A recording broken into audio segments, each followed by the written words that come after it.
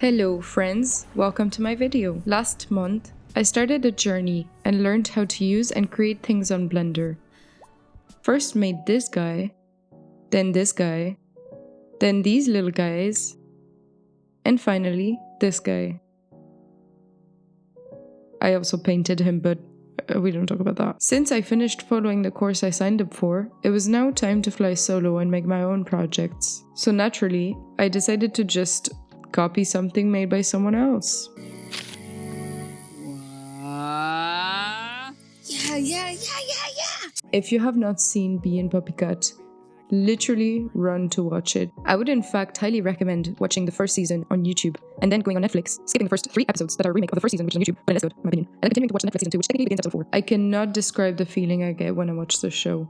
It seems to be nonsensical at first, but at the same time the story and the characters and the design and the music, everything just pulls you in.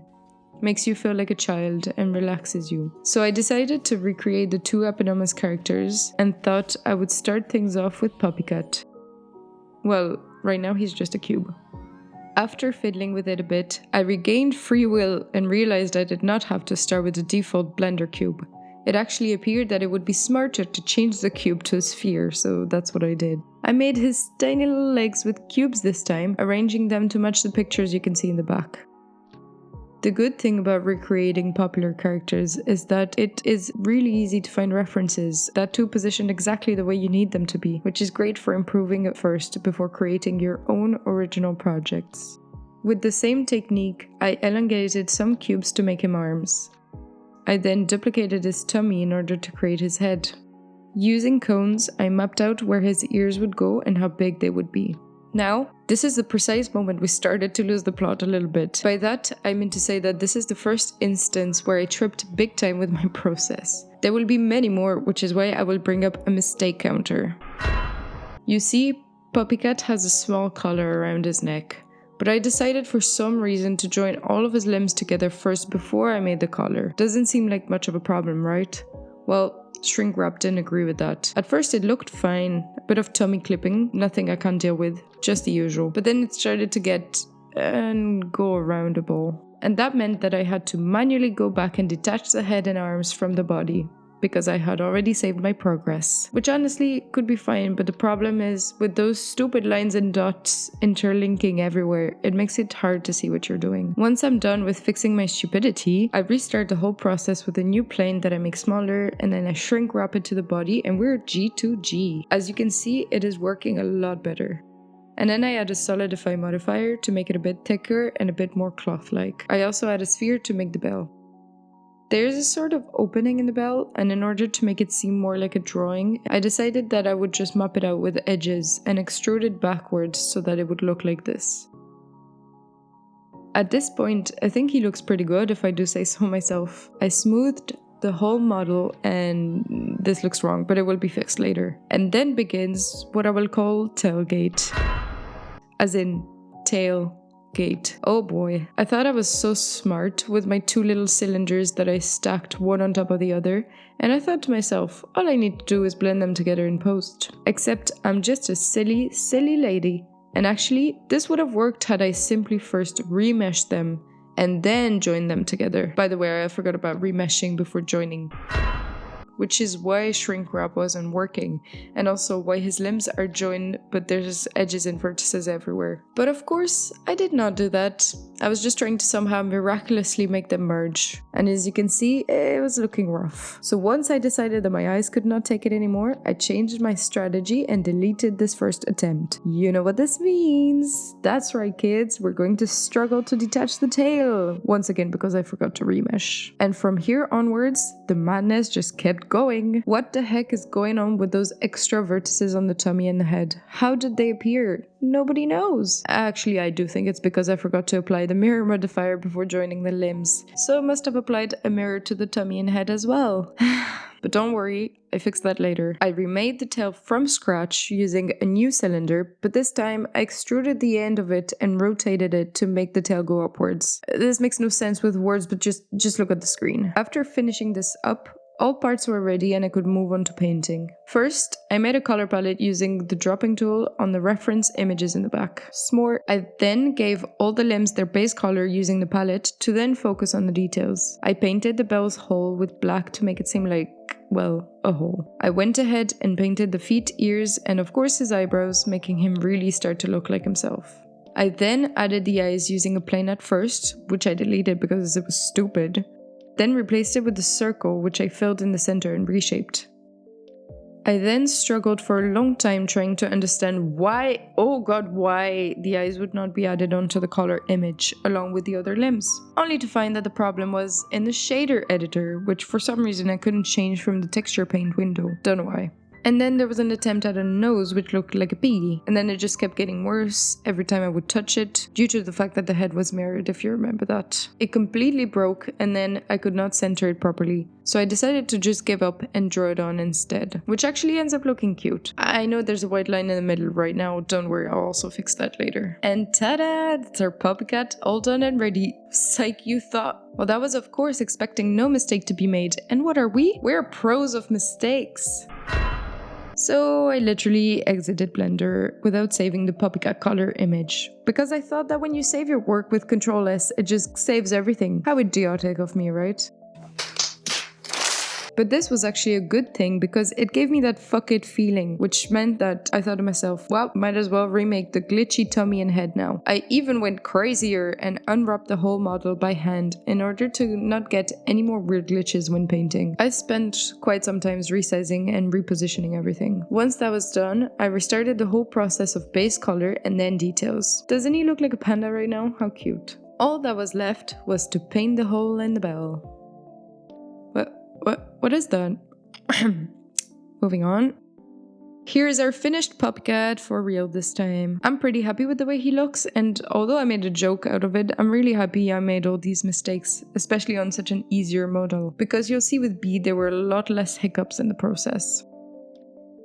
So we start off with Bee. Okay, I'm sorry, I don't know why the recording of the very beginning of that is gone, but basically I used 3 spheres for the tummy, chest and head, and cubes for the thighs, shins, feet and neck. I move on to the arms, which I shape into arms with elbows, and I also reshape her face to add those cute cheeks. I then realized that some of my normals are facing the wrong way, and so I quickly fixed that. And then came hands. I started with a cube that I made smaller and I extruded the end of it to make a thumb. Then, instead of extruding and struggling, by the way I have copyrighted this phrase, I chose instead the path of reason and used spheres that I reshaped. But I think that next time I will use several spheres in order to get the bones in there too. I then had to quickly Google the names of fingers because I skipped school, and we were on our merry way to mirror that stuff to the other side. I moved on to her hair and I decided to not go with her detached hair but instead go for the hair in buns. Not because it's easier, not at all. Shh. I also made sure to check that her and Puppycat are at a good height compared to one another. I tried to make the hair on her head using a plane before once again realizing that is not the most efficient way and instead using a sphere, which I sculpted to match her fringe. I also flattened the bottom of her head because she was looking a little wrong. I sculpted out her chest and at first it was giving Lara Croft, but then I smoothed it out to make it look more like Bee. Similarly, I shaped her hips and butt to make them match the reference drawings in the back. Unlike with Puppycat, I moved onto her clothes after joining the limbs after remeshing, which means that there would not be any shrink wrap issues. But now this is where mistakes began again. In the tutorials I followed, I was taught to make clothes using a plane, mirroring it onto itself, extruding its edges all around in order to cover a given area, which is what you're seeing right now. However, once I got to the top after a long struggle, it was looking rough. And once I tried to move onto the arms, nope. So I just smoothed my girl out some more to calm my nerves, before realizing that the fucking fingers got fucked up with the remesh, and I only realized at that specific moment. So I had no other choice but to manually go in and delete all the vertices and fill in the holes left by the fingers. I then remeshed the whole body without the fingers. Not sure if that did anything, but I did it anyways.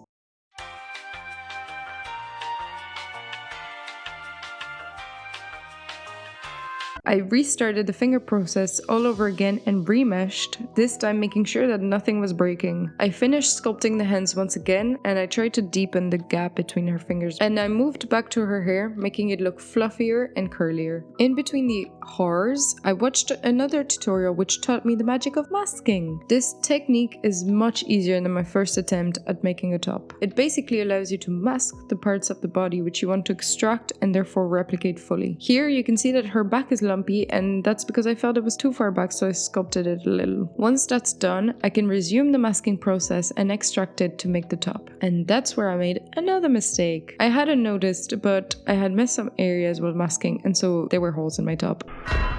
So I deleted that, and back on the masking train we were. For the skirt part, I thought I would do the masking trick too, but yeah, it looked like that. Which was definitely not bad, but not the big puffy skirt we wanted. So instead I just used a sphere again, which I shaped accordingly.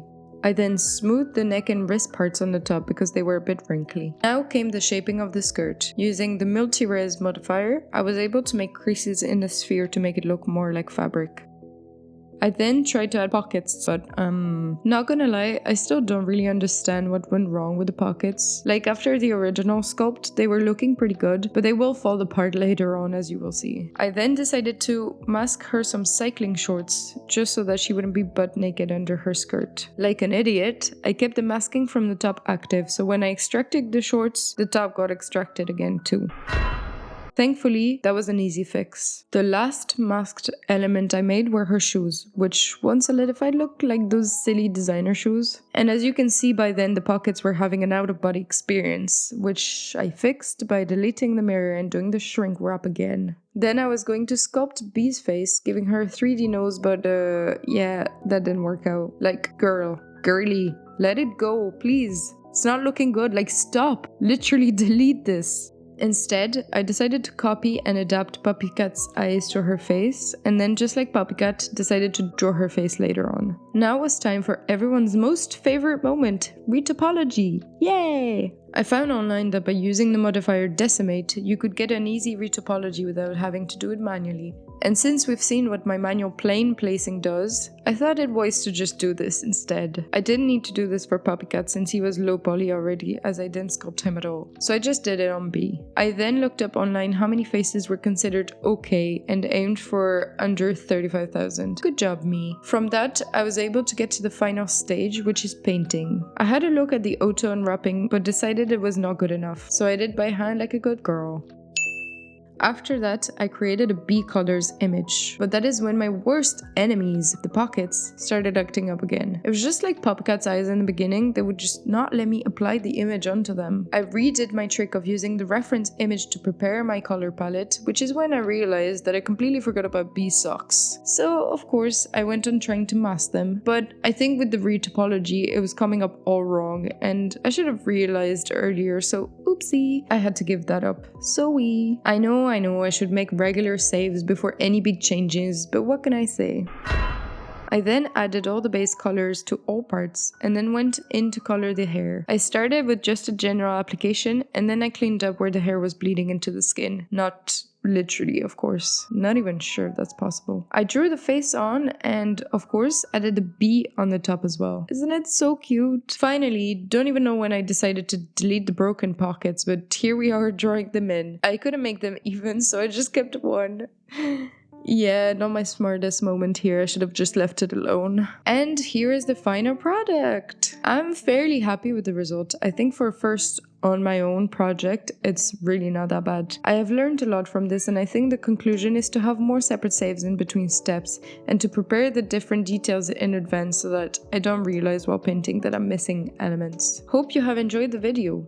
If so, please do like it and subscribe to my channel. Also, don't hesitate to comment anything you'd like me to recreate in Blender. And with that, I'll see you next time.